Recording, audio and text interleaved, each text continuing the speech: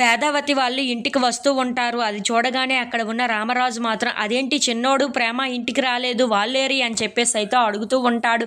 ఆ మాటలు వినగానే అక్కడ ఉన్న వేదవతి అయితే మేము కారులో వచ్చేసామండి, వాళ్ళు బైక్లో వస్తున్నారు అని చెప్పేసి అయితే అంటూ ఉంటుంది. ఇంతలో ప్రేమను తీసి ధీరజ్ ఆటోలో వస్తూ ఉంటాడు. ఇంతలో ప్రేమకు బాగా అలసటగా ఉండటంతో ధీరజ్ భుజం మీద పడుకుంటూ ఉంటుంది. అది చూసి అక్కడ ఉన్న ధీరజ్ అయితే ఒక్కసారిగా షాక్ అయిపోయి ప్రేమ వైపు అలా చూస్తూ ఉండిపోతాడు.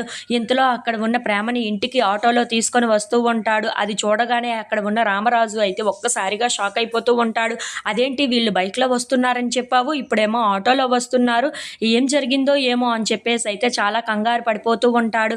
ఇంతలో అక్కడ ఉన్న రామరాజు దగ్గరికి ధీరజ్ వాళ్ళు వస్తూ ఉంటారు. అది చూడగానే అక్కడ ఉన్న రామరాజు అదేంట్రా మీరు బండిలో వస్తున్నారన్నారు, ఇప్పుడు ఆటోలో దిగారేంటి అని చెప్పేసి అయితే అడుగుతూ ఉంటాడు.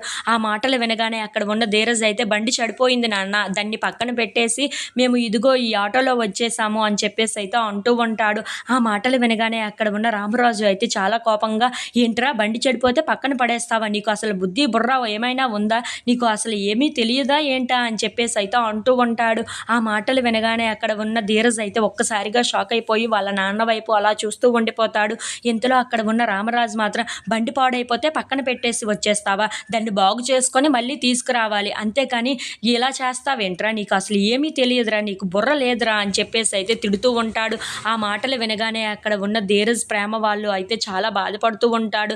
ఇంతలో అక్కడ ఉన్న వల్లి మాత్రం చాలా నవ్వుకుంటూ ఉంటుంది. అది చూడగానే అక్కడ ఉన్న ప్రేమ అయితే ఒక్కసారిగా షాక్ అయిపోతూ ఉంటుంది.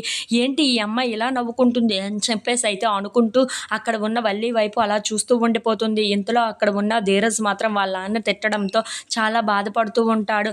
అది చూసి అక్కడ ఉన్న వల్లి అయితే మరీ పొంగిపోతూ ఉంటుంది. అది చూసి అక్కడ ఉన్న ప్రేమ అయితే చాలా కోపంగా వల్లి వైపు అలా చూస్తూ ఉండిపోతుంది. If you like this video please like, share and subscribe friends.